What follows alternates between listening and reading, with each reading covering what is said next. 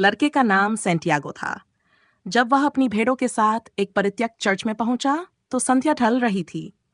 छत बहुत पहले गिर चुकी थी और जहां कभी पवित्र स्थान सेक्रेस्ट्री हुआ करता था, वहां एक विशाल चीकू का पेड़ उगाया था।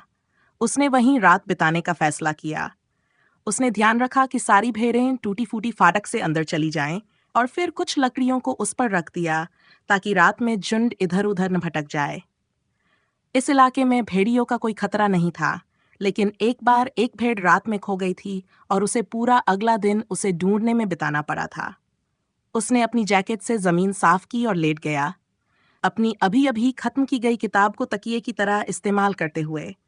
उसने खुद से कहा कि अब उसे मोटी किताबें पढ़नी शुरू करनी चाहिए।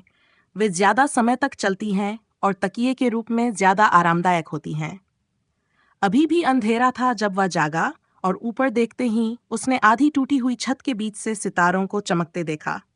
काश मैं थोड़ी देर और सो पाता, उसने सोचा। उस रात उसे वही सपना आया था जो एक हफ्ते पहले आया था, और फिर से वह उसके खत्म होने से पहले ही जाग गया था। वह उठा और अपनी लाठी लेकर उन भेड़ों को जगाने लगा जो अब तक सो रही थीं।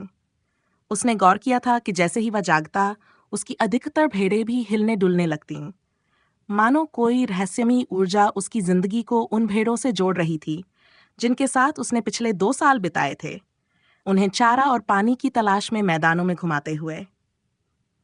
वे इतनी मेरी आदी हो गई है कि उन्हें मेरा समय पता होता है, उसने बड़बड़ाया। इस बारे में सोचते हुए उसे एहसास हुआ कि शायद मामला उल्टा था, शायद वही उनकी दिनचर्या का आदी हो गया था।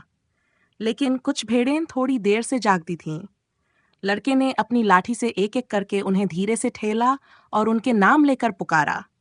वह हमेशा मानता था कि भेड़ें उसकी बातें समझ सकती हैं, इसलिए कभी कभी वह उन्हें अपनी किताबों के वे हिस्से पढ़कर सुनाता जो उसे पसंद आते, या फिर उन्हें मैदानों में एक गहरी अकेलेपन और खुशी के बारे में बताता। कभी कभी वह उन्हें उन गांवों की बातें सुनाता जिनसे वे गुजरे थे। लेकिन पिछले कुछ दिनों से वह उनसे सिर्फ एक ही विषय पर बात कर रहा था, वह लड़की जो एक व्यापारी की बेटी थी और जिस गांव में वे 4 दिन बाद पहुंचने वाले थे। वह उस गांव में बस एक ही बार गया था, पिछले साल। व्यापारी एक किराने की दुकान का मालिक था और हमेशा यह सुनिश्चित करता था कि भेड़ों की ऊन उसके सामने ही कतर दी जाए ताकि कोई उसे धोखा न दे सके। एक दोस्त ने लड़के को उस दुकान के बारे में बताया था और वह अपनी भेड़ों को वहीं ले गया था। मुझे कुछ ऊन बेचनी है, लड़के ने व्यापारी से कहा। दुकान में भीड़ थी और दुकानदार ने गड़रिये से कहा कि वह दोपहर तक इंतजार करे। तो लड़का दुकान की सीढ़ियों पर बैठ गया और अपने बैग से एक किताब निकाल ली। मुझे नहीं पता था कि गड़रिये पढ़ना जानते हैं, उसके पीछे से एक लड़की की आवाज आई। वह लड़की अंडालूसिया क्षेत्र की विशिष्ट थी, लहराते काले बालों वाली, और उसकी आंखें कुछ हद तक मूर्ख विजेताओं की याद दिलाती थीं। खैर, आमतौर पर मैं अपनी भेड़ों से किताबों की तुलना में ज्यादा सीखता हूँ, लड़के ने जवाब दिया। उन दोनों ने लगभग 2 घंटे तक बातें की। इस दौरान लड़की ने उसे बताया कि वह व्यापारी की बेटी है और गांव के जीवन के बारे में बातें की, जहां हर दिन पिछले दिन की तरह ही होता है। गडरियाड ने उसे अंडालूसिया के मैदानों के बारे में बताया और उन अन्य शहरों की खबरें साझा की जहां वह रुका था। भेड़ों से बात करने की बजाय किसी इंसान से बात करना एक सुखद बदलाव था। तुमने पढ़ना कैसे सीखा? लड़की ने एक बार पूछा। जैसे हर कोई सीखता है, उसने कहा, स्कूल में। अगर तुम्हें पढ़ना आता है तो फिर तुम सिर्फ एक गडरिये क्यों हो? लड़के ने कुछ बुदबुदाकर जवाब दिया, जिसे वह इस सवाल का उत्तर देने से बच सके। उसे यकीन था कि लड़की कभी नहीं समझ पाएगी। इसके बाद वह अपनी यात्राओं की कहानियां सुनाता रहा और लड़की की चमकदार मूरिश आंखें कभी डर से तो कभी हैरानी से बड़ी हो जाती। समय बीतने के साथ लड़के को यह महसूस हुआ कि वह चाहता था कि यह दिन कभी खत्म न हो, कि लड़की का पिता व्यस्त रहे और उसे 3 दिन तक इंतजार कराए। उसे एहसास हुआ कि वह एक ऐसा एहसास महसूस कर रहा था जो उसने पहले कभी अनुभव नहीं किया था, किसी एक जगह पर हमेशा के लिए रहने की इच्छा। उस काले घने बालों वाली लड़की के साथ उसके दिन कभी पहले जैसे नहीं रहेंगे। लेकिन अंततः व्यापारी वहां आ गया और उसने लड़के से 4 भेड़ों की ऊन कतरने को कहा। उसने ऊन की कीमत चुकाई और लड़के से कहा कि वह अगले साल फिर आए। अब बस 4 दिन बचे थे जब वह फिर से उसी गांव में लौटेगा। वह उत्साहित था, लेकिन साथ ही बेचैनी भी महसूस कर रहा था। शायद लड़की उसे भूल चुकी हो। वहां से कई गडरिये गुजरते थे अपनी ऊन बेचते हुए। कोई फर्क नहीं पड़ता, उसने अपनी भेड़ों से कहा। मैंने और भी जगहों पर कई लड़कियों से मुलाकात की है। लेकिन उसके दिल में वह जानता था कि फर्क पड़ता था, और उसे ये भी पता था कि गडरिये नाविकों और घूमने वाले व्यापारियों की तरह हमेशा किसी न किसी शहर में ऐसे लोगों से मिलते हैं जो उन्हें उनकी भटकती हुई जिंदगी के सुखों को भूलने पर मजबूर कर देते हैं। सूरज निकलने लगा था और गडरिये ने अपनी भेड़ों को सूरज की दिशा में हाँकना शुरू किया। उन्हें कभी कोई फैसला नहीं लेना पड़ता, उसने सोचा। शायद इसी वजह से वे हमेशा मेरे पास रहती हैं। भेड़ों को सिर्फ खाने और पानी की चिंता थी। जब तक लड़के को अंडालूसिया में सबसे अच्छी चरागाहों का पता था, वे उसके साथ रहती। हाँ, उनके दिन एक जैसे होते थे।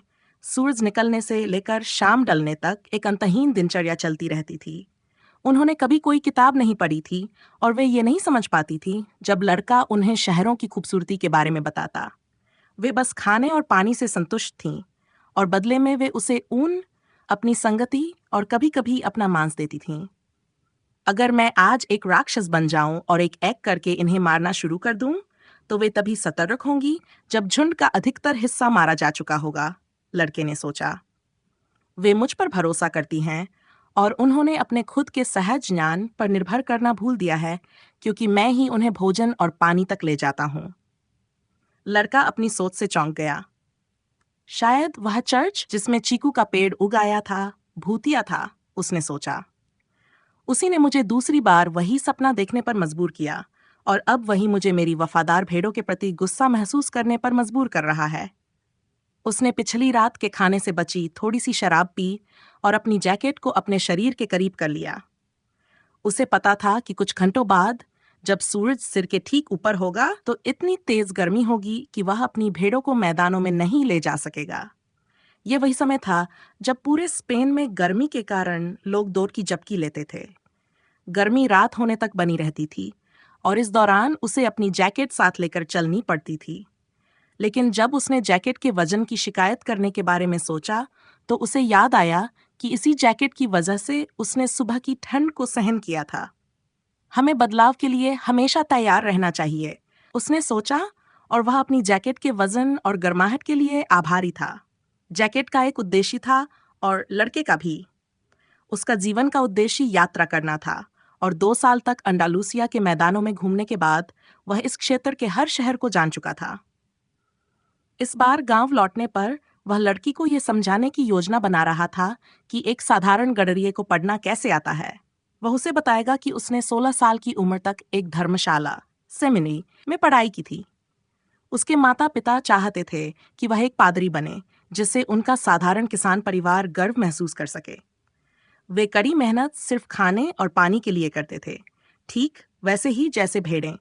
लड़के ने लैटिन, स्पेनिश और धर्मशास्त्र, थियोलॉजी की पढ़ाई की थी, लेकिन जब से वह छोटा था, उसे दुनिया देखने की इच्छा थी, और ये उसके लिए ईश्वर को जानने और इंसानों के पापों को समझने से कहीं अधिक महत्वपूर्ण था। एक दोपहर जब वह अपने परिवार से मिलने गया, तो उसने हिम्मत जुटाई और अपने पिता से कह दिया कि वह पादरी नहीं बनना चाहता। उसने कहा कि वह यात्रा करना चाहता है। बेटा, इस गांव से दुनिया भर के लोग गुजरे हैं, उसके पिता ने कहा। वे यहाँ नई चीजों की तलाश में आते हैं, लेकिन जब वे यहाँ से जाते हैं तो वैसे ही होते हैं जैसे वे आने से पहले थे। वे पहाड़ पर चढ़ते हैं ताकि किले को देख सकें, और अंत में यही सोचते हैं कि अतीत हमारे वर्तमान से बेहतर था। उनके बाल सुनहरे होते हैं या उनकी त्वचा गहरी होती है, लेकिन मूल रूप से वे भी वही होते हैं जैसे हमारे यहाँ के लोग। लेकिन मैं उन शहरों के किले देखना चाहता हूँ जहाँ वे रहते हैं, लड़के ने समझाया। वे लोग जब हमारे देश को देखते हैं तो कहते हैं कि वे यहाँ हमेशा के लिए रहना चाहेंगे, उसके पिता ने कहा। ठीक है, लेकिन मैं उनकी जमीन देखना चाहता हूँ और ये जानना चाहता हूँ कि वे कैसे रहते हैं, लड़के ने जवाब दिया। जो लोग यहाँ आते हैं उनके पास खर्च करने के लिए बहुत पैसा होता है, इसलिए वे यात्रा कर सकते हैं, उसके पिता ने कहा। हमारे बीच केवल गडरिये ही यात्रा करते हैं, तो फिर मैं एक गडरिया बनूंगा, उसके पिता ने कुछ और नहीं कहा। अगले दिन उन्होंने अपने बेटे को एक छोटी सी थैली दी जिसमें 3 प्राचीन स्पेनिश सोने की मुद्राएं थीं। मुझे ये एक दिन खेतों में मिली थीं। मैं चाहता था कि ये तुम्हारी विरासत का हिस्सा बने, लेकिन इन्हें अपने झुंड, भेड़ों को खरीदने के लिए इस्तेमाल करो। मैदानों में जाओ और एक दिन तुम खुद समझोगे कि हमारा देश ही सबसे अच्छा है और हमारी स्त्रियां सबसे सुंदर हैं। और उसके पिता ने उसे आशीर्वाद दिया। लड़के ने अपने पिता की आंखों में दुनिया घूमने की एक दबी हुई इच्छा देखी, एक ऐसी इच्छा जो अब भी जिंदा थी, भले ही उसके पिता को इसे कई दशकों तक दबाना पड़ा था। हर दिन पानी और भोजन के लिए संघर्ष करना और हर रात एक ही जगह सोना उनकी मजबूरी बन गई थी। क्षितिज लालिमा से रंगा हुआ था और अचानक सूरज उगाया। लड़के ने अपने पिता के साथ हुई उस बातचीत को याद किया और खुशी महसूस की। उसने अब तक कई किले देखे थे और कई महिलाओं से मिला था, लेकिन कोई भी उस लड़की के बराबर नहीं थी जो उससे कुछ दिनों बाद मिलने वाली थी। उसके पास एक जैकेट थी, एक किताब थी जिसे वह किसी और किताब से बदल सकता था, और एक झुंड था। लेकिन सबसे महत्वपूर्ण यह था कि वह हर दिन अपने सपने को जी सकता था। अगर वह अंडालूसिया के मैदानों से ऊब जाता, तो अपनी भेड़ों को बेचकर समुद्र की यात्रा पर निकल सकता था। जब तक वह समुद्र से ऊबता, तब तक वह और भी शहरों को देख चुका होता, औरतों से मिल चुका होता और खुशी पाने के नए मौके खोज चुका होता। मैं सेमिनरी धर्मशाला में रहकर ईश्वर को नहीं खोज सकता था, उसने सोचा जब उसने सूरज की पहली किरणों को देखा। जब भी संभव होता वह कोई नया रास्ता तलाशता। वह पहले कभी उस खंडहर चर्च में नहीं गया था, जबकि वह कई बार उन रास्तों से गुजरा था। दुनिया विशाल और असीमित थी। उसे बस अपनी भेड़ों को कुछ समय के लिए रास्ता तय करने देना था और वह नई दिलचस्प चीजें खोज लेता। समस्या यह है कि भेड़ों को एहसास ही नहीं होता कि वे हर दिन एक नए रास्ते पर चल रही हैं। वे ये नहीं देखती कि खेत बदलते रहते हैं और ऋतुएं बदलती रहती हैं। वे बस खाने और पानी के बारे में सोचती हैं। शायद हम सब भी ऐसे ही हैं, लड़के ने सोचा। यहां तक कि मैं भी, जब से मैंने उस व्यापारी की बेटी को देखा है, मैंने किसी और लड़की के बारे में नहीं सोचा। सूरज की ओर देखते हुए उसने अंदाजा लगाया कि वह दोपहर से पहले तरीफा पहुंच जाएगा। वहां जाकर वह अपनी किताब को किसी मोटी किताब से बदल सकता था, अपनी शराब की बोतल भर सकता था, शेव कर सकता था और बाल कटवा सकता था। उसे लड़की से मिलने के लिए तैयार होना था, और वह इस बारे में नहीं सोचना चाहता था कि शायद कोई और गडरिया जिसके पास उससे बड़ा झुंड हो, पहले ही वहां पहुंच चुका हो और लड़की का हाथ मांग लिया हो।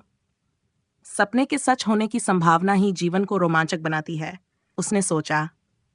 फिर उसने सूरज की स्थिति को दोबारा देखा और अपने कदम तेज कर दिए। उसे अचानक याद आया कि तरीफा में एक बूढ़ी औरत थी जो सपनों का मतलब बताती थी। बूढ़ी औरत लड़के को अपने घर के पीछे वाले एक कमरे में ले गई। वह कमरा उसके रहने के कमरे से रंग बिरंगे मोतियों की झालर से अलग किया गया था। कमरे में सिर्फ एक मेज, यीशु के पवित्र हृदय की एक छवि और 2 कुर्सियां थीं। औरत बैठ गई और उसे भी बैठने को कहा। फिर उसने उसके दोनों हाथ अपने हाथों में लिए और धीरे धीरे प्रार्थना करने लगी। वह प्रार्थना किसी जिप्सी प्रार्थना जैसी लग रही थी। लड़के का पहले भी जिप्सियों से सामना हुआ था। वे भी यात्रा करते थे, लेकिन उनके पास भेड़ों का झुंड नहीं था। लोगों का कहना था कि जिप्सी अपनी जिंदगी दूसरों को धोखा देने में बिताते हैं। ये भी कहा जाता था कि उनका शैतान के साथ कोई समझौता होता है और वे बच्चों का अपहरण करके उन्हें अपने रहस्यमयी शिविरों में ले जाते हैं और गुलाम बना लेते हैं। बचपन में लड़का हमेशा इस डर से कांप उठता था कि कहीं जिप्सी उसे पकड़ न ले, और जब बूढ़ी औरत ने उसके हाथ पकड़े तो वही पुराना डर फिर से लौट आया। लेकिन वहां यीशु के पवित्र हृदय की छवि है, उसने खुद को दिलासा देने के लिए सोचा। वह नहीं चाहता था कि उसका डर उसकी कांपती हुई हथेलियों से जाहिर हो, इसलिए उसने मन ही मन हे पिता हमारे प्रार्थना दोहराई। बहुत दिलचस्प, औरत ने कहा, बिना उसकी हथेलियों से नजर हटाए। फिर वह चुप हो गई। लड़का घबराने लगा, उसके हाथ कांपने लगे और बूढ़ी औरत ने यह महसूस कर लिया। उसने जल्दी से अपने हाथ खींच लिए। मैं यहाँ अपनी हस्तरेखा पढ़वाने नहीं आया हूँ, उसने कहा, और उसे पहले ही पछतावा होने लगा कि वह यहाँ आया। एक पल के लिए उसने सोचा कि बेहतर होगा कि वह बस पैसे देकर चला जाए, बिना कुछ जाने। शायद वह अपने बार बार आने वाले सपने को जरूरत से ज्यादा महत्व दे रहा था। तुम यहाँ अपने सपनों के बारे में जानने आए हो, बूढ़ी औरत ने कहा। और सपने ईश्वर की भाषा होते हैं। जब वे हमारी भाषा में बोलते हैं तो मैं उसे समझा सकती हूँ, लेकिन जब वे आत्मा की भाषा में बोलते हैं तो सिर्फ तुम ही उसे समझ सकते हो। लेकिन चाहे जो भी हो, मैं इस परामर्श के लिए तुमसे शुल्क लूंगी।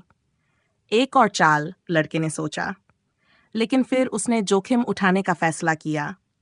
एक गडरिये को हमेशा भेड़ियों और सूखे का खतरा रहता है और यही उसके जीवन को रोमांचक बनाता है। मैंने 2 बार एक ही सपना देखा है, उसने कहा। मैंने सपना देखा कि मैं अपने भेड़ों के साथ एक मैदान में हूँ। तभी एक बच्चा आया और उसने जानवरों के साथ खेलना शुरू कर दिया।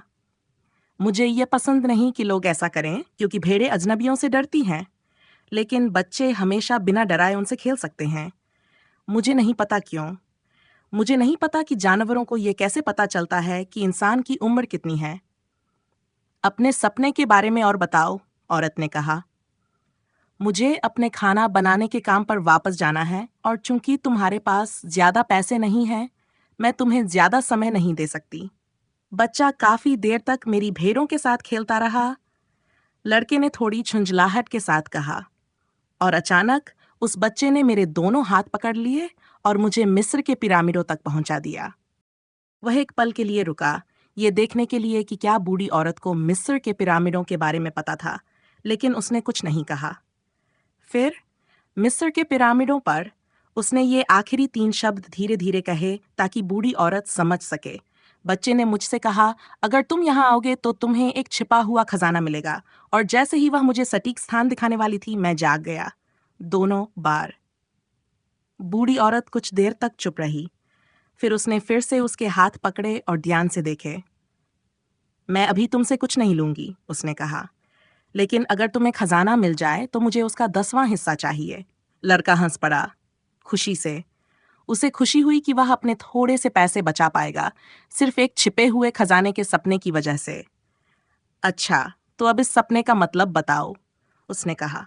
पहले मुझसे कसम खाओ। कसम खाओ कि जो कुछ मैं तुम्हें बताने जा रही हूँ, उसके बदले में तुम मुझे अपने खजाने का 10वां हिस्सा दोगे। गडरिया राजी हो गया और उसने कसम खा ली। बूढ़ी औरत ने उसे यीशु के पवित्र हृदय की छवि को देखते हुए दोबारा कसम खाने को कहा। ये दुनिया की भाषा में आया हुआ सपना है, उसने कहा। मैं इसकी व्याख्या कर सकती हूँ, लेकिन इसका अर्थ निकालना बहुत कठिन है। इसलिए मुझे लगता है कि मैं तुम्हारे मिलने वाले खजाने का एक हिस्सा पाने की हकदार हूँ। और यह है मेरी व्याख्या। तुम्हें मिस्र के पिरामिडों तक जाना होगा। मैंने उनके बारे में कभी नहीं सुना, लेकिन अगर कोई बच्चा तुम्हें वहां ले गया तो वे जरूर मौजूद हैं। वहीं तुम्हें एक खजाना मिलेगा जो तुम्हें अमीर बना देगा। लड़का हैरान रह गया और फिर उसे गुस्सा आया। उसे इस बात के लिए बूढ़ी औरत के पास आने की जरूरत ही क्या थी। लेकिन फिर उसे याद आया कि उसे इसके लिए कुछ भी भुगतान नहीं करना पड़ा। मुझे इस बेकार की बात के लिए अपना समय गंवाने की जरूरत नहीं थी, उसने कहा। मैंने तुमसे कहा था कि तुम्हारा सपना कठिन है। जिंदगी की सबसे सरल चीजें ही सबसे असाधारण होती हैं। सिर्फ बुद्धिमान लोग ही उन्हें समझ पाते हैं। और चूंकि मैं बुद्धिमान नहीं हूं, इसलिए मुझे अन्य कलाएं सीखनी पड़ी, जैसे हस्तरेखा पढ़ना। लेकिन मैं मिस्र कैसे जाऊं? मैं सिर्फ सपनों की व्याख्या करती हूं। उन्हें हकीकत में कैसे बदला जाए, ये मुझे नहीं पता। इसी वजह से मुझे अपनी बेटियों के दिए हुए पैसों पर जीना पड़ता है। और अगर मैं कभी मिस्र नहीं पहुंच पाया तो मुझे कुछ नहीं मिलेगा। यह पहली बार नहीं होगा। इसके बाद बूढ़ी औरत ने लड़के को जाने के लिए कह दिया, ये कहते हुए कि उसने पहले ही उसके साथ बहुत समय बर्बाद कर दिया था। लड़का निराश हो गया। उसने तय किया कि वह फिर कभी सपनों पर विश्वास नहीं करेगा। उसे याद आया कि उसे कुछ जरूरी काम निपटाने थे। वह बाजार गया कुछ खाने के लिए। उसने अपनी किताब एक मोटी किताब से बदल ली और फिर वह प्लाजा में एक बेंच पर जा बैठा, जहां वह अपनी खरीदी हुई नई शराब का स्वाद ले सकता था। दिन बहुत गर्म था और शराब ताजगी देने वाली थी। उसकी भेड़ें शहर के दरवाजे के पास एक अस्तबल में थी, जो उसके एक दोस्त का था। लड़के को शहर में बहुत से लोग जानते थे। यही चीज थी जो उसे यात्रा करना पसंद करवाती थी। वह हमेशा नए दोस्त बना सकता था और उसे उनके साथ सारा समय बिताने की जरूरत नहीं थी। जब कोई हर दिन उन्हीं लोगों को देखता है जैसा कि उसके साथ सेमिनरी में हुआ था, तो वे लोग उसके जीवन का हिस्सा बन जाते हैं और फिर वे चाहते हैं कि वह बदल जाए। अगर कोई इंसान वैसा नहीं होता जैसा दूसरे उसे देखना चाहते हैं, तो वे गुस्सा हो जाते हैं। हर किसी को इस बात की पूरी समझ होती है कि दूसरों को अपना जीवन कैसे जीना चाहिए, लेकिन उन्हें अपने जीवन के बारे में कोई अंदाजा नहीं होता। उसने तय किया कि जब तक सूरज थोड़ा नीचे नहीं चला जाता, तब तक वह अपनी भेड़ों को लेकर खेतों में नहीं जाएगा। 3 दिन बाद वह व्यापारी की बेटी के साथ होगा। उसने वह किताब पढ़नी शुरू की जो उसने खरीदी थी। पहले ही पेज पर एक अंतिम संस्कार का वर्णन था और उसमें जिन लोगों के नाम थे वे बहुत मुश्किल थे। उसने सोचा कि अगर वह कभी किताब लिखेगा तो वह एक एक व्यक्ति को धीरे धीरे पेश करेगा, ताकि पाठकों को बहुत सारे नाम याद रखने की जरूरत न पड़े। जब वह आखिरकार अपने पढ़ने पर ध्यान केंद्रित करने में सक्षम हुआ तो उसे किताब अच्छी लगने लगी। अंतिम संस्कार एक बर्फीले दिन पर था और उसे ठंड का एहसास अच्छा लग रहा था। जब वह और पढ़ रहा था, तभी एक बूढ़ा आदमी उसके पास आकर बैठ गया और बातचीत करने की कोशिश करने लगा। वे क्या कर रहे हैं? बूढ़े आदमी ने प्लाजा में लोगों की ओर इशारा करते हुए पूछा। काम कर रहे हैं, लड़के ने रूखे स्वर में जवाब दिया, जिसे लगे कि वह अपने पढ़ने पर ध्यान केंद्रित करना चाहता है। असल में वह व्यापारी की बेटी के सामने अपनी भेड़ों की ऊन कतरने की योजना बना रहा था, ताकि वह देख सके कि वह कठिन काम करने में सक्षम है।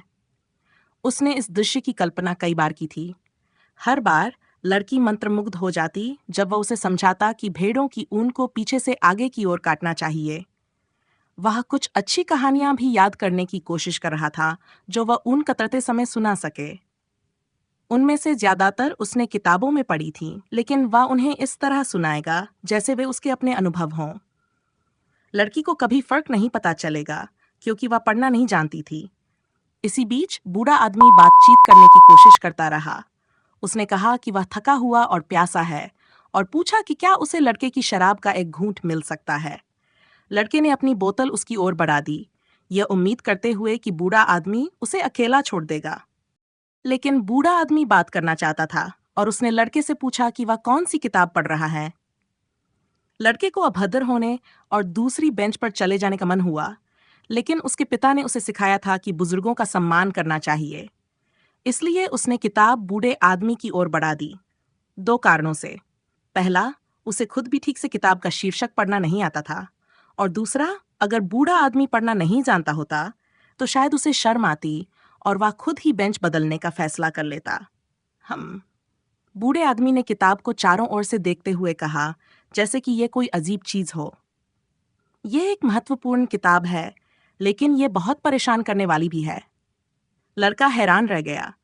बूढ़ा आदमी पढ़ना जानता था और उसने पहले ही यह किताब पढ़ रखी थी, और अगर यह किताब परेशान करने वाली थी, जैसा कि बूढ़े आदमी ने कहा, तो लड़के के पास अभी भी इसे बदलने का समय था। यह भी वही कहती है जो दुनिया की लगभग सभी अन्य किताबें कहती हैं, बूढ़े आदमी ने आगे कहा। यह बताती है कि लोग अपनी व्यक्तिगत किंवदंतियों को चुनने में असमर्थ होते हैं, और अंत में यह कहती है कि हर कोई दुनिया के सबसे बड़े झूठ पर विश्वास करता है। दुनिया का सबसे बड़ा झूठ क्या है? लड़के ने आश्चर्य से पूछा। यह है कि हमारे जीवन में एक ऐसा समय आता है जब हम अपने जीवन पर नियंत्रण खो देते हैं और हमारी जिंदगी भाग्य के अधीन हो जाती है। यही दुनिया का सबसे बड़ा झूठ है। यह मेरे साथ कभी नहीं हुआ, लड़के ने कहा। वे चाहते थे कि मैं पादरी बनूं, लेकिन मैंने चरवाहा बनने का फैसला किया। बहुत अच्छा, बूढ़े आदमी ने कहा, क्योंकि तुम्हें सच में यात्रा करना पसंद है। उसे पता था कि मैं क्या सोच रहा हूं, लड़के ने खुद से कहा। बूढ़ा आदमी किताब के पन्ने पलटता रहा, बिना ऐसा लगे कि वह इसे वापस देना चाहता था।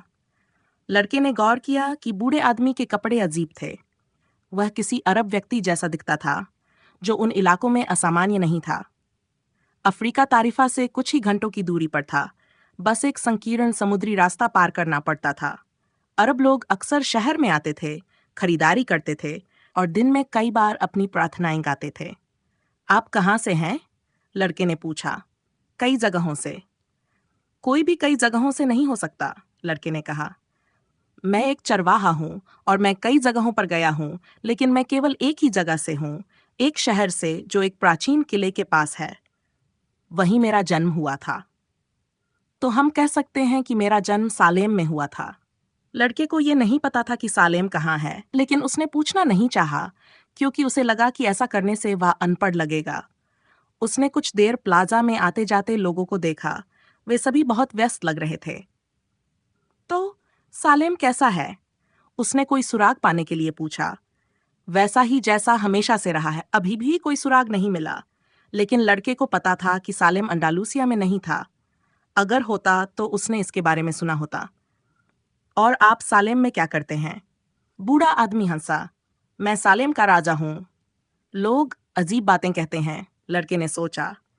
कभी कभी भेड़ों के साथ रहना बेहतर होता है, क्योंकि वे कुछ नहीं कहती, और इससे भी अच्छा होता है अकेले अपनी किताबों के साथ रहना।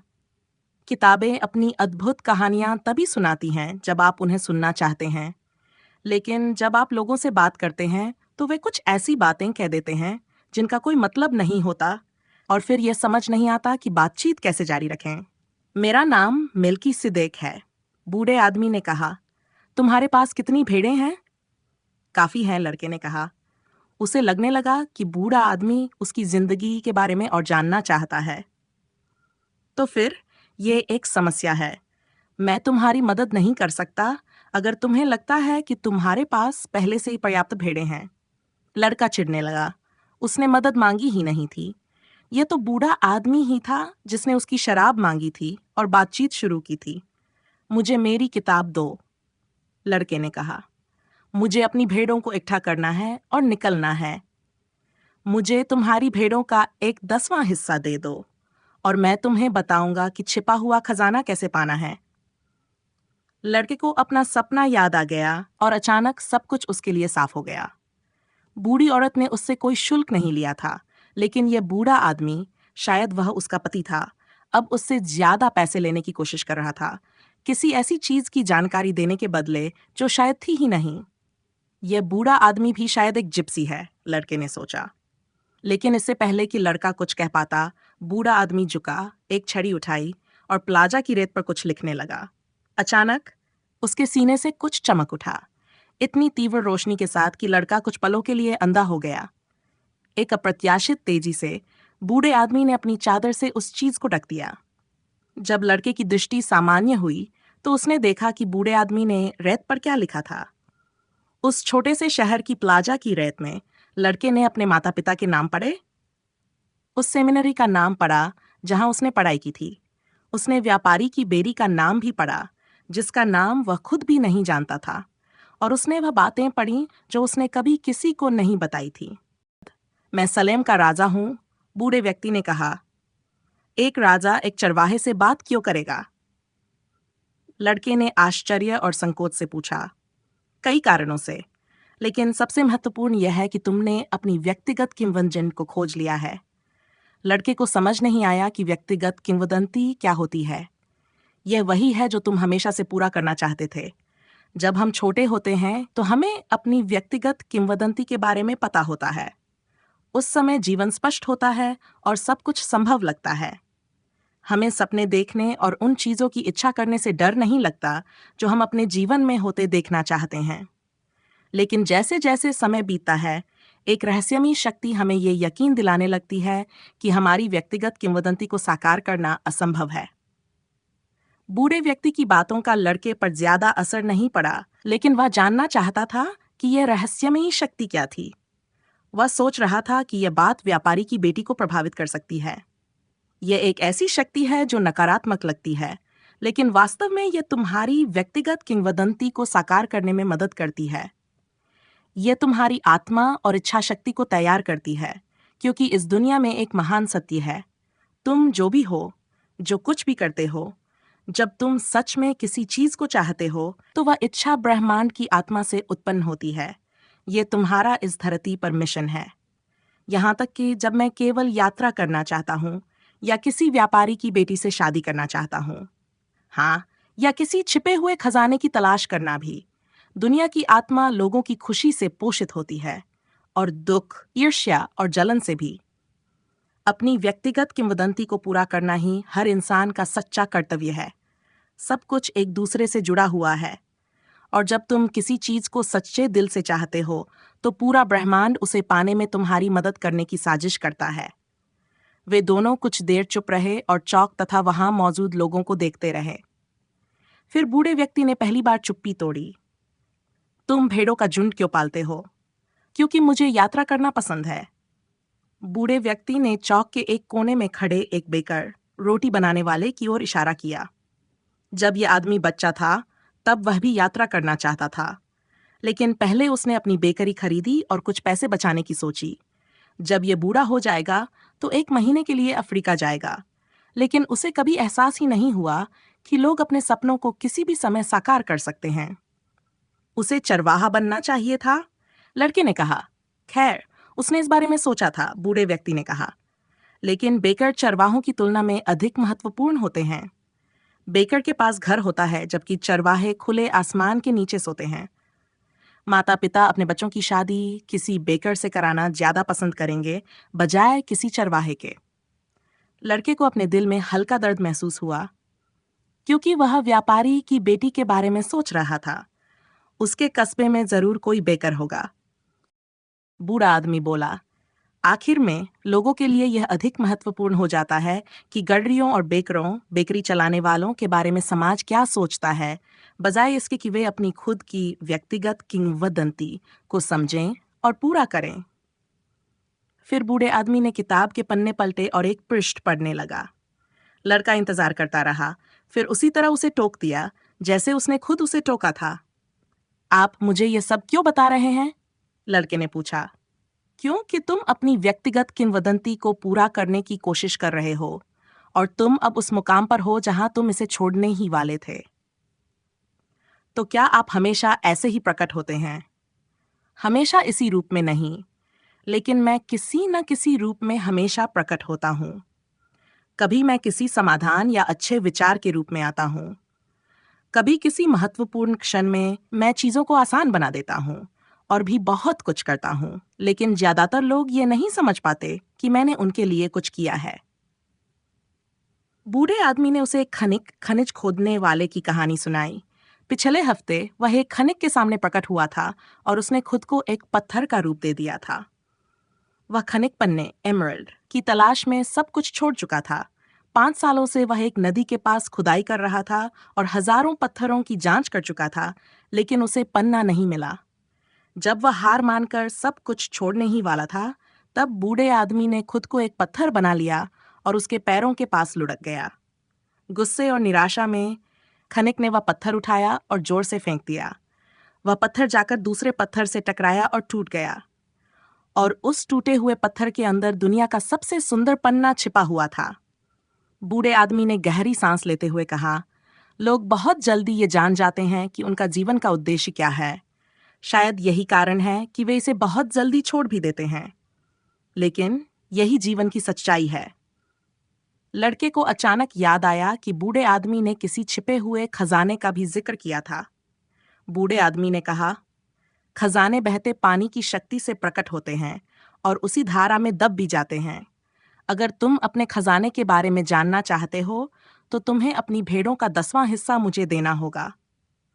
अगर मैं अपने खजाने का 10वां हिस्सा देने का वादा करूं तो? बूढ़ा आदमी थोड़ा निराश हुआ और बोला, अगर तुम ऐसी चीज का वादा करोगे जो तुम्हारे पास अभी है ही नहीं, तो तुम उसे पाने की इच्छा ही खो दोगे।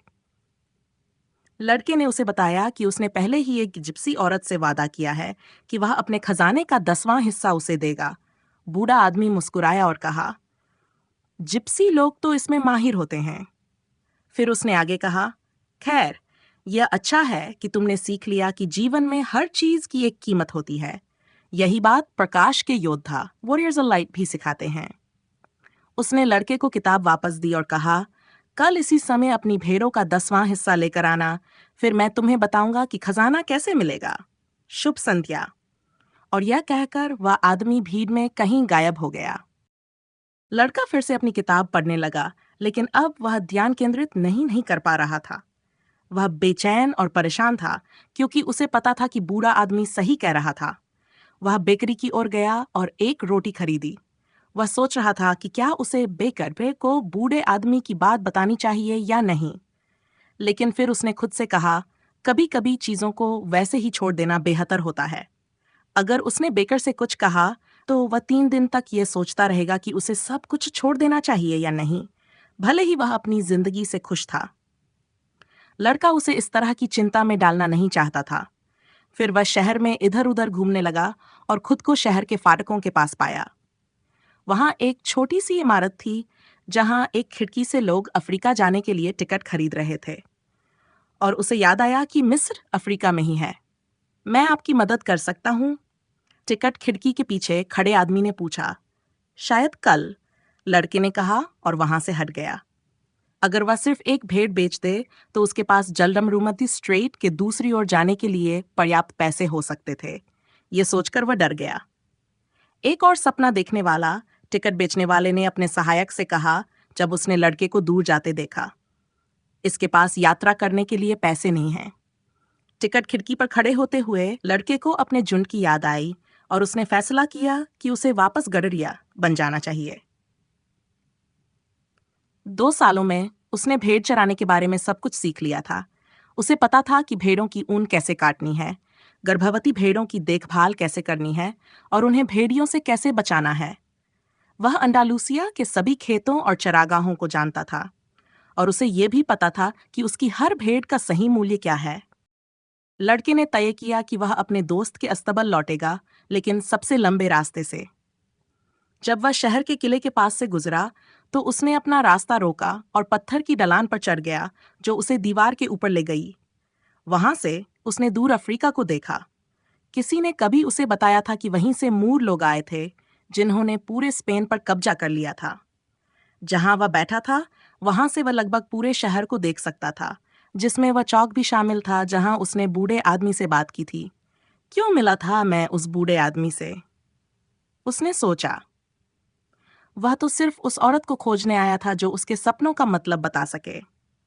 लेकिन न तो वह औरत और न ही वह बूढ़ा आदमी इस बात से प्रभावित हुए कि वह एक गडरिया था। वे अकेले लोग थे जो अब किसी चीज पर विश्वास नहीं करते थे। वे ये भी नहीं समझते थे कि गडरिये अपने भेड़ों से जुड़ जाते हैं। उसे अपने झुंड की हर भेड़ के बारे में सब कुछ पता था। कौन सी लंगड़ी थी, कौन सी 2 महीने में बच्चा देने वाली थी और कौन सी सबसे आलसी थी। उसे ये भी पता था कि उन्हें कब ऊन से मुक्त करना है और कब उनका वध करना है। अगर उसने कभी उन्हें छोड़ने का फैसला किया तो वे दुखी होंगी। तभी हवा तेज होने लगी। वह इस हवा को जानता था। लोग इसे लेवांतर कहते थे क्योंकि इसी के साथ मूल लोग लेवांत भूमध्य सागर के पूर्वी छोर से आए थे। लेवांतर और तेज हो गई। मैं यहाँ अपने झुंड और अपने खजाने के बीच फंसा हुआ हूँ, उसने सोचा। उसे किसी ऐसी चीज के बीच चुनाव करना था जिससे वह जुड़ गया था और किसी ऐसी चीज के बीच जिसे वह पाना चाहता था। एक और व्यापारी की बेटी थी, लेकिन वह उसके झुंड जितनी महत्वपूर्ण नहीं थी क्योंकि वह उस पर निर्भर नहीं थी। शायद वह उसे याद भी नहीं करती थी। वह पक्का था कि उसके लिए यह कोई मायने नहीं रखता कि वह किस दिन आएगा। उसके लिए हर दिन एक जैसा ही होता होगा। जब हर दिन एक जैसा लगता है तो इसका मतलब है कि लोग अपने जीवन में होने वाली अच्छी चीजों को पहचानने में असफल हो रहे हैं। मैं अपने पिता, माँ और इस किले को पीछे छोड़ आया हूँ। वे मेरे दूर रहने के आदी हो चुके हैं और मैं भी। मेरी भेड़ें भी मेरे बिना रहने की आदत डाल लेंगी, लड़के ने सोचा। जहां वह बैठा था वहां से उसने चौक को देखा। लोग अब भी उस बेकर की दुकान में आ जा रहे थे। एक युवा जोड़ा उसी बेंच पर बैठा था जहां उसने बूढ़े आदमी से बात की थी। वे एक दूसरे को चूम रहे थे। वह बेकर, उसने खुद से कहा, लेकिन वाक्य पूरा नहीं किया। लेवांतर और तेज हो गई और उसने अपनी त्वचा पर उसकी ताकत महसूस की। इस हवा ने मूरों को यहाँ लाया था, लेकिन इसने रेगिस्तान की खुशबू और घूंघट में ढकी औरतों की महक भी लाई थी। इसने उन लोगों का पसीना और सपने भी अपने साथ लाए थे जो अज्जात की खोज में निकले थे, सोने, रोमांच और पिरामिडों की तलाश में। लड़के को हवा की आज़ादी से जलन हुई। उसने देखा कि वह भी ऐसी ही आज़ादी पा सकता था। मुझे रोकने वाली बस एक ही चीज़ है, मैं खुद। उसके झुंड, व्यापारी की बेटी और अंडालूसिया के खेत, ये सब उसकी व्यक्तिगत यात्रा के रास्ते के सिर्फ पड़ाव थे। अगले दिन लड़का बूढ़े आदमी से दोपहर के समय मिला। वह अपने साथ 6 भेड़ें लाया था। मैं हैरान हूँ, लड़के ने कहा। मेरे दोस्त ने बाकी सारी भेड़ें तुरंत खरीद ली। उसने कहा कि वह हमेशा से गडरिया बनने का सपना देखता था और ये एक शुभ संकेत है। ऐसा हमेशा होता है, बूढ़े आदमी ने कहा। इसे अनुकूलता का सिद्धांत, प्रिंसिपल ऑफ फेवरेबिलिटी कहते हैं। जब तुम पहली बार कोई खेल खेलते हो तो तुम लगभग हमेशा जीत जाते हो। इसे ही शुरुआती भाग्य कहते हैं। ऐसा क्यों होता है? लड़के ने पूछा। क्योंकि एक शक्ति है जो चाहती है कि तुम अपनी व्यक्तिगत यात्रा को पूरा करो। वह तुम्हें सफलता का पहला स्वाद देकर लचाती है। फिर बूढ़े आदमी ने भेड़ों का निरीक्षण करना शुरू किया और उसने देखा कि उनमें से एक लंगड़ी थी। लड़के ने समझाया, ये कोई बड़ी बात नहीं है, ये मेरी सबसे बुद्धिमान भेड़ है और ये सबसे ज्यादा ऊन देती है। खजाना कहाँ है? लड़के ने पूछा। ये मिस्र में है, पिरामिडों के पास, बूढ़े आदमी ने जवाब दिया। लड़का चौंक गया। बूढ़ी महिला ने भी यही कहा था, लेकिन उसने इसके लिए उससे कोई शुल्क नहीं लिया था। खजाने को पाने के लिए तुम्हें संकेतों का पालन करना होगा। ईश्वर ने हर किसी के लिए एक रास्ता तय किया है। तुम्हें बस उन्हीं संकेतों को पढ़ना है जो उसने तुम्हारे लिए छोड़े हैं। लड़का कुछ कह पाता इससे पहले ही एक तितली प्रकट हुई और उसके तथा बूढ़े आदमी के बीच मंडराने लगी। उसे याद आया कि उसके दादा ने एक बार उससे कहा था कि तितलियां शुभ संकेत होती हैं, ठीक वैसे ही जैसे झींगुर, टिड्डे, छिपकलियां और 4 पत्तियों वाले तिपतिया घास। बिल्कुल सही, बूढ़े आदमी ने कहा, मानो वह लड़के के विचार पढ़ सकता हो। जैसा तुम्हारे दादा ने तुम्हें सिखाया था, ये सब अच्छे संकेत हैं। बूढ़े आदमी ने अपनी चोगा खोली और जो लड़के ने देखा उससे वह चकित रह गया। बूढ़े आदमी ने भारी सोने का एक कवच पहना हुआ था जो बहुमूल्य रत्नों से जरा हुआ था। लड़के को वह चमक याद आई जो उसने पिछले दिन देखी थी। यह सच में एक राजा है, लड़के ने सोचा। जरूर यह किसी भेष में होगा ताकि चोरों से बच सके। इन्हें ले लो, बूढ़े आदमी ने कहा, अपनी छाती पर लगे 2 पत्थरों को निकालते हुए, एक सफेद और एक काला। इन्हें उरीम और थुम्मीम कहा जाता है। काले का मतलब हाँ और सफेद का मतलब नहीं होता है। जब तुम्हें संकेतों को समझने में कठिनाई हो तो ये तुम्हारी मदद करेंगे, लेकिन याद रखना, हमेशा तटस्थ सवाल पूछना। लेकिन अगर हो सके तो खुद अपने फैसले लेने की कोशिश करना। खजाना पिरामिडों के पास है, ये तो तुम्हें पहले से ही पता था, लेकिन मुझे 6 भेड़ों का भुगतान इसलिए लेना पड़ा क्योंकि मैंने तुम्हें ये निर्णय लेने में मदद की। लड़के ने वे पत्थर अपनी थैली में डाल लिए। अब से वह अपने फैसले खुद करेगा। ये मत भूलो कि जो कुछ भी तुम्हारे सामने आता है वह बस वही होता है, कुछ और नहीं। और ये भी मत भूलो कि संकेतों की भाषा को समझना जरूरी है। लेकिन सबसे महत्वपूर्ण बात यह है कि अपनी व्यक्तिगत यात्रा को अंत तक पूरा करना मत भूलना। लेकिन जाने से पहले मैं तुम्हें एक छोटी सी कहानी सुनाना चाहता हूँ, बूढ़े आदमी ने कहा। एक व्यापारी ने अपने बेटे को दुनिया के सबसे बुद्धिमान व्यक्ति से सच्ची खुशी का रहस्य सीखने के लिए भेजा। लड़का रेगिस्तान में 40 दिन तक भटकता रहा तो एक खूबसूरत महल के पास पहुंचा जो एक ऊंचे पहाड़ पर बना था। वहां बुद्धिमान व्यक्ति रहता था, लेकिन वहां पहुंचने पर उसे कोई साधु संत नहीं मिला। बल्कि जब उसने महल के मुख्य कक्ष में प्रवेश किया तो उसने चारों ओर हलचल देखी। व्यापारी आ जा रहे थे, लोग कोनों में बातचीत कर रहे थे, एक छोटा सा ऑर्केस्ट्रा धीमी धुनें बजा रहा था और एक लंबी मेज पर उस क्षेत्र के सबसे स्वादिष्ट व्यंजनों से भरे थाल सजे थे। वहां का बुद्धिमान व्यक्ति सभी से बातचीत कर रहा था और लड़के को 2 घंटे इंतजार करना पड़ा, तब जाकर उसकी बारी आई। बुद्धिमान व्यक्ति ने लड़के की बात ध्यान से सुनी, लेकिन कहा कि उसके पास खुशी के रहस्य को समझाने का समय नहीं है। इस बीच मैं चाहता हूं कि तुम एक काम करो, बुद्धिमान व्यक्ति ने कहा और लड़के को एक चम्मच दिया जिसमें 2 बूंद तेल था।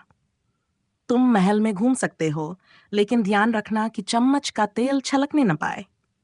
लड़के ने महल की सीढ़ियां चढ़ना उतरना शुरू किया, लेकिन उसकी नजरें सिर्फ चम्मच पर टिकी थीं। 2 घंटे बाद वह फिर से बुद्धिमान व्यक्ति के पास लौटा। तो बताओ, बुद्धिमान व्यक्ति ने पूछा, क्या तुमने मेरे भोजन कक्ष में टंगे फारसी गलीचों को देखा? क्या तुमने वह बाग देखा जिसे मेरे माली ने 10 वर्षों में तैयार किया? क्या तुमने मेरी लाइब्रेरी में रखे सुंदर पांडुलिपियां देखीं? लड़का शर्मिंदा हो गया। उसने कुछ नहीं देखा था, क्योंकि उसका पूरा ध्यान सिर्फ यह सुनिश्चित करने पर था कि चम्मच से तेल न गिरे। तो जाओ और मेरे महल की खूबसूरती को देखो, बुद्धिमान व्यक्ति ने कहा। तुम किसी व्यक्ति पर भरोसा नहीं कर सकते जब तक तुमने उसका घर नहीं देखा हो। अब राहत महसूस करते हुए लड़के ने चम्मच उठाया और महल में घूमने निकल पड़ा। इस बार उसने छतों और दीवारों पर सजी कलाकृतियां देखीं, बाग का सौंदर्य निहारा, पहाड़ों को देखा, फूलों की खुशबू को महसूस किया और हर चीज की बारीकी को सराहा। जब वह बुद्धिमान व्यक्ति के पास वापस लौटा, तो उसने विस्तार से हर चीज का वर्णन किया जो उसने देखी थी। लेकिन वो तेल की बूंदें कहाँ हैं जो मैंने तुम्हें सौंपी थीं? बुद्धिमान व्यक्ति ने पूछा। लड़के ने नीचे चम्मच की ओर देखा तो पाया कि तेल की सारी बूंदें गायब हो चुकी थीं। खैर, मैं तुम्हें सिर्फ एक ही सलाह दे सकता हूँ, सबसे बुद्धिमान व्यक्ति ने कहा। खुशी का रहस्य यह है कि दुनिया के सभी चमत्कारों को देखो, लेकिन चम्मच में रखी तेल की बूंदों को कभी मत भूलो। चरवाहे ने कुछ नहीं कहा। उसने बूढ़े राजा की कहानी को पूरी तरह समझ लिया था। एक चरवाहे को यात्रा करना पसंद हो सकता है, लेकिन उसे कभी अपने भेड़ों को नहीं भूलना चाहिए। बूढ़े आदमी ने लड़के की ओर देखा और अपने हाथ जोड़कर उसके सिर के ऊपर कुछ अजीब इशारे किए। फिर अपनी भेड़ों को लेकर वह वहां से चला गया। तरीफा के सबसे ऊंचे स्थान पर एक पुराना किला था, जिसे मोर अरबा लोगों ने बनाया था। उसकी दीवारों से अफ्रीका की एक झलक देखी जा सकती थी। उस दोपहर सलेम का राजा मिल्कीजेडेक उस किले की दीवार पर बैठा था और उसके चेहरे पर लेवांतर हवा, पूर्वी भूमध्य सागर से आने वाली हवा बह रही थी। पास ही भेड़ें बेचैन खड़ी थीं, नए मालिक के साथ असहज और अचानक हुए बदलाव से उत्साहित। उन्हें बस भोजन और पानी चाहिए था। मिल्कीजेडेक ने उस छोटे जहाज को देखा जो बंदरगाह से बाहर निकल रहा था। वह अब कभी उस लड़के को नहीं देख पाएगा, ठीक उसी तरह जैसे उसने कभी अब्राहम को फिर नहीं देखा था जब उसने उससे उसका 1/10वां हिस्सा शुल्क के रूप में लिया था। देवताओं को कोई इच्छा नहीं होनी चाहिए, क्योंकि उनके पास व्यक्तिगत यात्रा नहीं होती। लेकिन फिर भी सलेम के राजा को उम्मीद थी कि लड़का सफल होगा। यह अफसोस की बात है कि वह जल्द ही मेरा नाम भूल जाएगा, उसने सोचा। मुझे उसे अपना नाम दोबारा बताना चाहिए था। फिर जब वह मेरे बारे में बात करता तो वह कहता कि मैं मेल्कीजेडेक, सलेम का राजा हूं। उसने आकाश की ओर देखा, थोड़ा संकोच महसूस किया और कहा, मुझे पता है मेरे भगवान कि यह सिर्फ अहंकार है, जैसा कि आपने कहा था। लेकिन एक बूढ़े राजा को कभी कभी अपने बारे में गर्व महसूस करने की अनुमति होनी चाहिए। अफ्रीका कितना अजीब है, लड़के ने सोचा। वह एक बार में बैठा था जो टंगियर की संकरी गलियों में दिखने वाले अन्य बारों जैसा ही था। कुछ आदमी एक विशाल पाइप से धुआं निकाल रहे थे और उसे एक दूसरे को पास कर रहे थे। सिर्फ कुछ ही घंटों में उसने देखा कि लोग हाथ में हाथ डाले चलते थे, औरतें अपने चेहरे को ढके रहती थीं और पुजारी ऊंचे मीनारों पर चढ़कर प्रार्थना गाते थे। उसके चारों ओर के लोग अपने घुटनों के बल बैठते और अपना माथा जमीन से लगाते थे। काफिरों की प्रथा, उसने अपने आप से कहा। बचपन में चर्च में उसने हमेशा संत सेंटियागो मातामोरोस की मूर्ति को देखा था, जो एक सफेद घोड़े पर बैठा होता था। उसकी तलवार बाहर निकली होती थी और उसके पैरों के नीचे घुटनों पर झुके लोग होते थे। अब लड़का अस्वस्थ महसूस कर रहा था और बहुत अकेला था। उसे ये अजनबी लोग दुष्ट लग रहे थे। इसके अलावा जल्दबाजी में यात्रा करने के कारण उसने एक महत्वपूर्ण बात को नजरअंदाज कर दिया था। इस देश में केवल अरबी भाषा बोली जाती थी। बार का मालिक उसके पास आया और लड़के ने उस पेय की ओर इशारा किया जो पास की मेज पर परोसा गया था। वह कड़वा चाय निकला। लड़के को तो शराब पसंद थी, लेकिन अभी उसे इसकी चिंता नहीं करनी थी। उसे तो अपने खजाने की चिंता थी और यह कि वह उसे कैसे पाएगा। भेड़ों की बिक्री ने उसे पर्याप्त पैसा दे दिया था। पैसे में जादू होता है, लड़का जानता था। जिसके पास पैसा हो वह कभी अकेला नहीं होता। कुछ ही दिनों में वह शायद पिरामिडों तक पहुंच जाएगा। एक बूढ़ा आदमी जिसने सोने का कवच पहना था, सिर्फ 6 भेड़ें पाने के लिए मुझसे झूठ क्यों बोलेगा? बूढ़े आदमी ने संकेतों और शुभ अशुभ चिन्हों ओमेन्स की बात की थी, और जब लड़का समुद्र पार कर रहा था तो उसने इन चिन्हों के बारे में सोचा। हाँ, बूढ़े आदमी को पता था कि वह क्या कह रहा था। अंडालूसिया के खेतों में बिताए गए समय में लड़के को यह जानने की आदत हो गई थी कि उसे कौन सा रास्ता लेना चाहिए। जमीन और आकाश को देखकर उसे पता था कि अगर किसी खास पक्षी की उपस्थिति हो तो वहां सांप हो सकता है, और अगर एक विशेष झाड़ी दिखे तो वहां पानी मिलने की संभावना है। यह सब उसने अपनी भेड़ों से सीखा था। अगर ईश्वर भेड़ों का इस तरह मार्गदर्शन करता है तो वह इंसान को भी मार्ग दिखाएगा। लड़के ने सोचा। इस विचार ने उसे बेहतर महसूस कराया। अब चाय भी उसे कम कड़वी लग रही थी। उसने एक आवाज सुनी जो स्पेनिश में उसे पूछ रही थी। लड़के ने राहत की सांस ली। वह संकेतों ओमेन्स के बारे में सोच रहा था और तभी कोई प्रकट हुआ। तुम स्पेनिश कैसे बोलते हो? उसने पूछा। नया आगंतुक एक पश्चिमी पोशाक में युवक था, लेकिन उसकी त्वचा का रंग यह दर्शा रहा था कि वह इसी शहर का निवासी है। वह उसी उम्र और कद काठी का था जैसा लड़का था। यहाँ लगभग हर कोई स्पेनिश बोलता है। हम स्पेन से सिर्फ 2 घंटे की दूरी पर हैं। बैठो, मैं तुम्हें कुछ खिलाता हूँ, लड़के ने कहा, और मेरे लिए एक गिलास शराब मंगवा दो। मुझे यह चाय बिल्कुल पसंद नहीं। इस देश में शराब नहीं मिलती, युवक ने कहा। यहाँ का धर्म इसे प्रतिबंधित करता है। तब लड़के ने उसे बताया कि उसे पिरामिडों तक जाना है।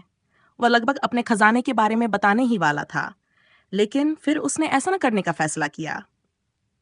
अगर उसने ऐसा किया तो संभावना थी कि यह अरबी युवक उसे वहां ले जाने के बदले खजाने का एक हिस्सा मांग सकता था।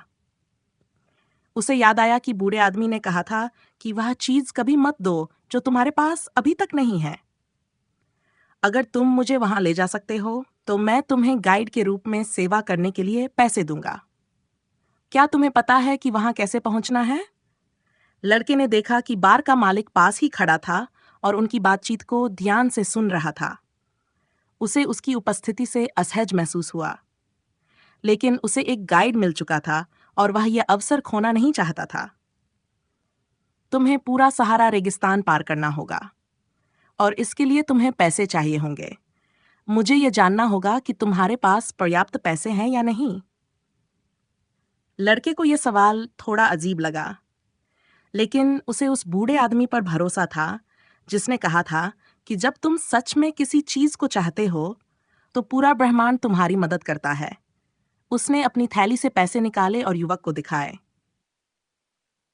बार का मालिक भी पास आया और देखने लगा। दोनों आदमियों ने अरबी में कुछ शब्दों का आदान प्रदान किया और बार मालिक नाराज सा दिखा। चलो यहां से निकलते हैं, नए आगंतुक ने कहा। वह चाहता है कि हम यहां से चले जाएं। लड़का राहत महसूस कर रहा था। वह बिल चुकाने के लिए उठने लगा, लेकिन तभी मालिक ने उसे पकड़ लिया और गुस्से में कुछ बोलने लगा। मजबूत था और उसका मुकाबला करना चाहता था, लेकिन वह एक अजनबी देश में था। उसका नया दोस्त मालिक को परे धकेलता है और लड़के को बाहर खींच लेता है। वह तुम्हारे पैसे चाहता था, उसने कहा। टंगिएर बाकी अफ्रीका जैसा नहीं है। यह एक बंदरगाह है और हर बंदरगाह में चोर होते हैं। लड़के ने अपने नए दोस्त पर भरोसा किया। उसने उसे एक खतरनाक स्थिति से बाहर निकाला था। लड़के ने अपनी थैली से पैसे निकाले और उन्हें गिना। हम कल तक पिरामिडों तक पहुंच सकते हैं, दूसरे युवक ने कहा, पैसे लेते हुए। लेकिन मुझे 2 ऊंट खरीदने होंगे।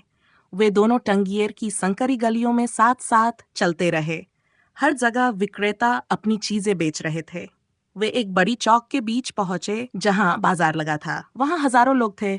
कोई बहस कर रहा था, कोई बेच रहा था, कोई खरीद रहा था। सब्जियों के बगल में खंजर बिक रहे थे और तंबाकू के साथ कालीन सजे थे। लेकिन लड़के की नजर हमेशा अपने नए दोस्त पर बनी रही। आखिरकार सारा पैसा उसी के पास था। लड़के ने सोचा कि वह उससे अपने पैसे वापस मांग सकता है, लेकिन उसने फैसला किया कि ऐसा करना असभ्य लगेगा। वह इस अजनबी देश के रीति रिवाजों के बारे में कुछ नहीं जानता था। मैं बस उसे देखता रहूंगा, उसने खुद से कहा। वह जानता था कि वह अपने दोस्त से मजबूत है। अचानक उस भीड़ और शोरगुल के बीच उसने अपनी जिंदगी की सबसे खूबसूरत तलवार देखी। म्यान चांदी से जड़ा हुआ था और मूठ काली थी जिसमें कीमती रत्न जड़े थे। लड़के ने अपने आप से वादा किया कि जब वह मिस्र से वापस आएगा तो वह यह तलवार जरूर खरीदेगा। उस दुकानदार से पूछो कि यह तलवार कितने की है, उसने अपने दोस्त से कहा।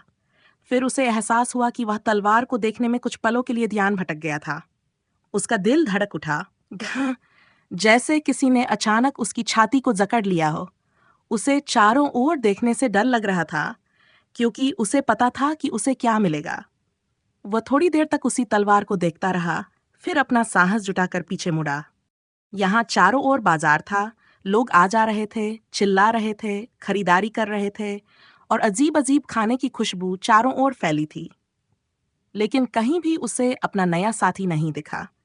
लड़के को यकीन था कि उसका दोस्त बस गलती से उससे अलग हो गया होगा। उसने वहीं रुककर उसका इंतजार करने का फैसला किया। जैसे ही वह खड़ा रहा, एक पुजारी पास की मीनार पर चढ़ा और मंत्रोच्चारण करने लगा। बाजार में मौजूद सभी लोग घुटनों के बल झुक गए, अपने माथे जमीन से टिका दिए और प्रार्थना करने लगे। फिर जैसे मजदूर चींटियों का झुंड, उन्होंने अपने अपने स्टॉल समेटे और वहां से चले गए। सूरज भी धीरे धीरे डूबने लगा। लड़का उसकी यात्रा को कुछ समय तक देखता रहा, जब तक कि वह पास के सफेद मकानों के पीछे छिप नहीं गया। उसे याद आया कि जब सुबह सूरज उगा था, वह एक और महाद्वीप पर था, एक गडरिया जिसकी 60 फेरें थीं और जो एक लड़की से मिलने के लिए उत्सुक था।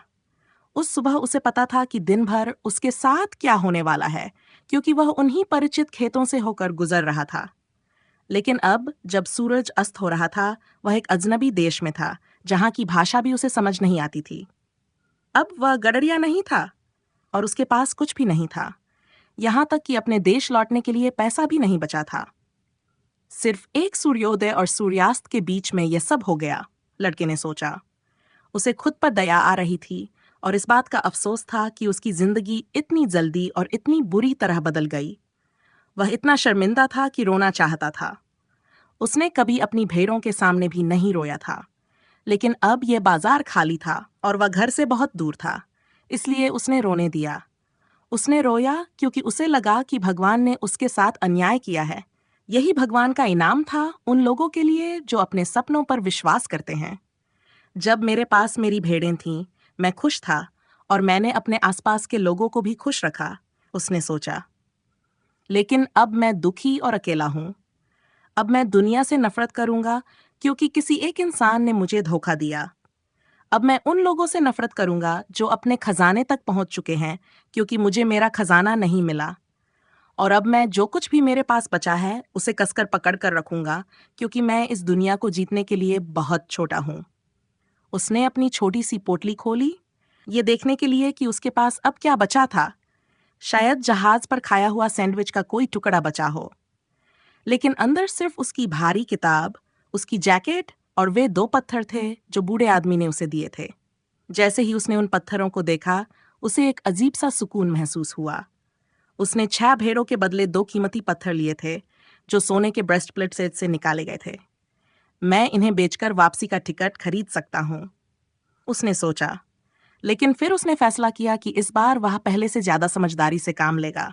उसने पत्थरों को अपनी पोटली से निकाला और अपनी जेब में रख लिया। यह एक बंदरगाह शहर था और उसका मित्र जो एकमात्र सच्ची बात कहकर गया था, वह यही थी कि बंदरगाह शहर चोरों से भरे होते हैं। अब उसे समझ में आया कि बार के मालिक इतने परेशान क्यों थे। वह उसे यह बताने की कोशिश कर रहे थे कि उस आदमी पर भरोसा न करे। मैं भी बाकी लोगों की तरह ही हूँ। मैं दुनिया को वैसे देखता हूँ जैसे मैं उसे देखना चाहता हूँ, न कि जैसी वह वास्तव में है। उसने धीरे धीरे अपने हाथों से उन पत्थरों को छुआ, उनकी गर्माहट को महसूस किया और उनकी सतह को सहलाया। वे उसकी धरोहर थे। बस उन्हें पकड़ने भर से उसे अच्छा महसूस हुआ। वे उसे उस बूढ़े आदमी की याद दिलाते थे। जब तुम सच में कुछ चाहते हो तो पूरी कायनात तुम्हें उसे पाने में मदद करने की साजिश करती है, उस बूढ़े आदमी ने कहा था। लड़का उस बात की सच्चाई को समझने की कोशिश कर रहा था जो बूढ़े आदमी ने कही थी। वह अब एक खाली बाजार में था। उसकी जेब में एक पैसा भी नहीं था, न ही उसकी देखभाल करने के लिए कोई भेड़ बची थी। लेकिन वे पत्थर इस बात का प्रमाण थे कि वह एक राजा से मिला था, ऐसा राजा जो उसके अतीत के बारे में जानता था। इनका नाम उरीम और थुम्मीम है और ये तुम्हें संकेतों को पढ़ने में मदद कर सकते हैं, बूढ़े ने कहा था। लड़के ने उन पत्थरों को वापस थैली में रखा और एक प्रयोग करने का फैसला किया। बूढ़े आदमी ने कहा था कि उसे बहुत स्पष्ट प्रश्न पूछने चाहिए और इसके लिए पहले उसे यह पता होना चाहिए कि वह वास्तव में क्या चाहता है। इसलिए उसने पूछा कि क्या बूढ़े आदमी का आशीर्वाद अभी भी उसके साथ है। उसने एक पत्थर निकाला। जवाब हाँ था। क्या मैं अपना खजाना खोजने वाला हूँ? उसने पूछा। उसने फिर से थैली में हाथ डाला और पत्थरों को टटोलने लगा। जैसे ही उसने ऐसा किया, दोनों पत्थर थैली के एक छेद से निकलकर जमीन पर गिर पड़े। लड़के ने कभी ये गौर ही नहीं किया था कि उसकी थैली में छेद है। वह घुटनों के बल बैठकर उरीम और थुम्मीम को उठाने लगा, लेकिन जैसे ही उसने उन्हें जमीन पर पड़ा देखा, उसके दिमाग में बूढ़े राजा की एक और बात गूंजने लगी। संकेतों को पहचानना सीखो और उनका अनुसरण करो, बूढ़े राजा ने कहा था। संकेत। लड़का मुस्कुराया। उसने दोनों पत्थरों को उठाकर फिर से अपनी थैली में रख लिया। उसने उस छेद को सिलने के बारे में सोचा भी नहीं। अब अगर पत्थर गिरते भी हैं तो गिर जाएं। उसने सीख लिया था कि कुछ सवाल ऐसे होते हैं जिन्हें नहीं पूछा जाना चाहिए ताकि वे खुद की किस्मत से भाग न सकें। मैंने वादा किया था कि मैं खुद अपने फैसले लूंगा, उसने खुद से कहा। लेकिन पत्थरों ने उसे यह यकीन दिलाया था कि बूढ़ा आदमी अभी भी उसके साथ था और इससे उसमें आत्मविश्वास लौट आया। उसने एक बार फिर उस सुनसान चौक को देखा, लेकिन अब उसे कम हताशा महसूस हुई। ये जगह अब अजनबी नहीं थी, बल्कि ये एक नई जगह थी। आखिरकार वह हमेशा से यही तो चाहता था, नई जगहों को देखना। भले ही वह कभी पिरामिड तक न पहुंचे, लेकिन वह पहले ही किसी भी चरवाहे से कहीं अधिक यात्रा कर चुका था जिसे वह जानता था। काश वे जानते कि यहाँ से सिर्फ 2 घंटे की समुद्री यात्रा के बाद चीजें कितनी अलग हो जाती हैं, उसने सोचा। हालांकि उसका नया संसार इस समय सिर्फ एक खाली बाजार था, लेकिन उसने इसे तब भी देखा था जब ये लोगों से भरा हुआ था और वह इसे कभी नहीं भूलेगा। उसे तलवार की याद आई। ये सोचकर उसे थोड़ा दर्द हुआ, लेकिन उसने ऐसी तलवार पहले कभी नहीं देखी थी। इन सब चीजों के बारे में सोचते हुए उसे एहसास हुआ कि उसे यह तय करना होगा कि वह खुद को एक चोर का शिकार मानकर रोए या फिर एक साहसी खोजी की तरह आगे बढ़े। मैं एक साहसी यात्री हूं जो अपने खजाने की तलाश में निकला है, उसने खुद से कहा। किसी ने उसे झकझोर कर जगा दिया। वह बाजार के बीचों बीच सो गया था और चौक में जीवन फिर से शुरू होने वाला था। चारों ओर देखते हुए उसने अपनी भेड़ों को खोजा और फिर उसे एहसास हुआ कि वह एक नई दुनिया में था। लेकिन यह सोचकर उसे दुख नहीं हुआ, बल्कि खुशी हुई। अब उसे अपनी भेड़ों के लिए खाना और पानी खोजने की जरूरत नहीं थी। अब वह अपने खजाने की तलाश में जा सकता था। उसकी जेब में एक पैसा भी नहीं था, लेकिन उसमें विश्वास था। उसने पिछली रात तय कर लिया था कि वह भी उतना ही साहसी यात्री बनेगा जितने वे लोग थे जिन्हें वह किताबों में पढ़कर प्रशंसा करता था। वह धीरे धीरे बाजार से गुजरा। व्यापारी अपनी दुकानें लगाने में व्यस्त थे और लड़के ने एक मिठाई विक्रेता की मदद की। मिठाई विक्रेता के चेहरे पर मुस्कान थी। वह खुश था, अपनी जिंदगी के मकसद को जानता था और अपने दिन के काम की शुरुआत के लिए तैयार था। उसकी मुस्कान ने लड़के को उस बूढ़े आदमी की याद दिला दी, वही रहस्यमयी बूढ़ा राजा जिससे वह मिला था। यह मिठाई विक्रेता सिर्फ इसलिए मिठाइयां नहीं बना रहा है कि वह बाद में यात्रा कर सके या किसी दुकानदार की बेटी से शादी कर सके। वह इसे इसलिए कर रहा है क्योंकि यही वह करना चाहता है, लड़के ने सोचा। उसे एहसास हुआ कि वह वही कर सकता है जो बूढ़े आदमी ने किया था। यह समझ सकता है कि कोई व्यक्ति अपने निजी उद्देश्य के करीब है या दूर, सिर्फ उन्हें देखकर। यह आसान है, फिर भी मैंने इसे पहले कभी नहीं किया, उसने सोचा। जब दुकान तैयार हो गई तो मिठाई विक्रेता ने लड़के को दिन की पहली मिठाई दी। लड़के ने उसे धन्यवाद कहा, मिठाई खाई और आगे बढ़ गया। कुछ ही दूर चलने के बाद उसे एहसास हुआ कि जब वे दुकान बना रहे थे तब उनमें से एक अरबी बोल रहा था और दूसरा स्पेनिश। फिर भी वे एक दूसरे को पूरी तरह से समझ पा रहे थे। जरूर कोई ऐसी भाषा होगी जो शब्दों पर निर्भर नहीं करती, लड़के ने सोचा। मैंने पहले भी अपनी भेड़ों के साथ ऐसा अनुभव किया है और अब ये लोगों के साथ भी हो रहा है। वह बहुत सी नई बातें सीख रहा था। इनमें से कुछ बातें ऐसी थीं जो उसने पहले भी अनुभव की थी और वे वास्तव में नई नहीं थीं, लेकिन वह पहले कभी उन्हें इस तरह से महसूस नहीं कर पाया था। उसने कभी उन पर ध्यान ही नहीं दिया था, क्योंकि वह उनके प्रति अभ्यस्त हो गया था। अगर मैं इस बिना शब्दों वाली भाषा को समझना सीख सकता हूँ, तो मैं दुनिया को भी समझ सकता हूँ, उसने सोचा। शांत और धैर्यपूर्वक उसने तय किया कि वह टैंजियर की संकरी गलियों से गुजरेगा। केवल इसी तरह वह संकेतों को पढ़ सकता था। उसे पता था कि इसमें बहुत धैर्य लगेगा, लेकिन चरवाहों को धैर्य रखना अच्छे से आता है। एक बार फिर उसने देखा कि इस अजनबी भूमि में भी वह वही पाठ अपना रहा था जो उसने अपनी भेड़ों से सीखा था। सभी चीजें एक हैं, बूढ़े आदमी ने कहा था। क्रिस्टल व्यापारी दिन के साथ जागा और वही चिंता महसूस की जो वह हर सुबह महसूस करता था। वह 30 साल से एक ही जगह पर था, एक दुकान जो एक पहाड़ी सड़क के ऊपर थी, जहां कुछ ही ग्राहक आते थे। अब कुछ बदलना बहुत देर हो चुकी थी। वह जो एकमात्र काम जानता था, वह था क्रिस्टल कांच का व्यापार करना। एक समय था जब बहुत से लोग उसकी दुकान के बारे में जानते थे। अरबी व्यापारी, फ्रांसीसी और अंग्रेज भूविज्ञानी, जर्मन सैनिक जो हमेशा समृद्ध रहते थे। उन दिनों क्रिस्टल बेचना बहुत अच्छा लगता था और उसने सोचा था कि वह अमीर बनेगा और जैसे जैसे उम्र बढ़ेगी उसके पास सुंदर महिलाएं होंगी। लेकिन समय के साथ टैंजियर बदल गया। पास में स्थित स्यूटा शहर टैंजियर सिटी से बड़ा व्यापार घट गया। पड़ोसी चले गए और पहाड़ी पर सिर्फ कुछ छोटी छोटी दुकानें बची थीं। और कोई भी केवल कुछ छोटी दुकानों में झांकने के लिए पहाड़ी पर चढ़ने नहीं आने वाला था। लेकिन क्रिस्टल व्यापारी के पास कोई विकल्प नहीं था। उसने अपने जीवन के 30 साल क्रिस्टल के टुकड़े खरीदने और बेचने में बिताए थे और अब कुछ और करने का समय बहुत देर हो चुका था। वह पूरा दिन सड़क पर होने वाली कभी कभी आने जाने की गतिविधियों को देखता रहा। उसने ये सालों से किया था और वह हर व्यक्ति के आने जाने के समय को जानता था। लेकिन लंच से ठीक पहले एक लड़का दुकान के सामने रुक गया। वह सामान्य कपड़ों में था, लेकिन क्रिस्टल व्यापारी की तेज नजर से यह देखा जा सकता था कि लड़के के पास खर्च करने के लिए पैसे नहीं थे।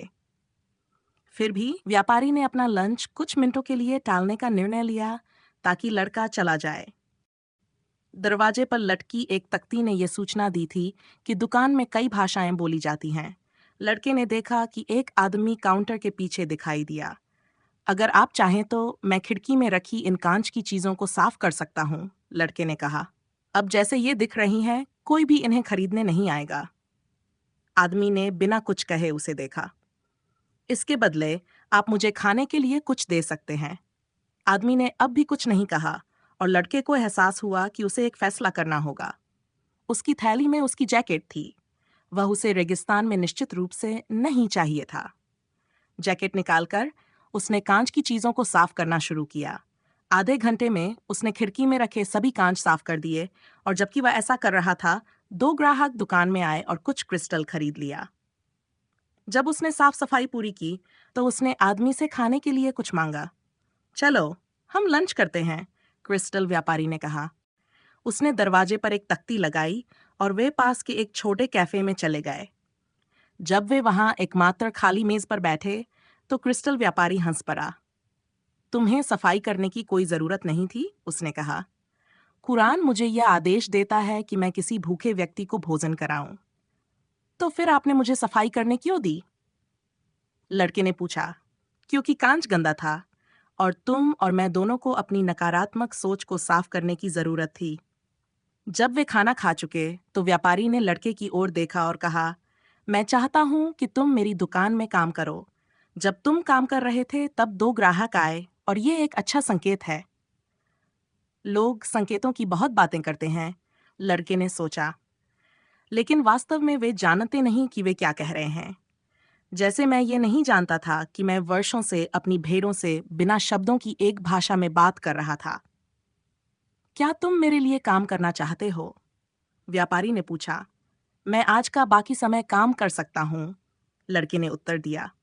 मैं पूरी रात काम करूंगा, सुबह तक, और तुम्हारी दुकान के हर क्रिस्टल को साफ कर दूंगा। बदले में मुझे कल मिस्र जाने के लिए पैसे चाहिए। व्यापारी हंस पड़ा। अगर तुम पूरे साल भी मेरे लिए काम करो, अगर तुम हर टुकड़ा बेचकर अच्छा कमीशन भी कमाओ, तब भी तुम्हें मिस्र जाने के लिए पैसे उधार लेने पड़ेंगे। यहां से वहां तक हजारों किलोमीटर रेगिस्तान फैला हुआ है। कुछ क्षणों के लिए इतनी गहरी चुप्पी छा गई जैसे पूरी दुनिया सो गई हो। न बाजारों से कोई आवाज आ रही थी, न व्यापारियों की बहसें, न मीनारों से बुलाने की पुकार। न कोई उम्मीद, न कोई रोमांच, न कोई बुरा राजा, न कोई पर्सनल लीजेंड, न कोई खजाना और न ही कोई पिरामिड।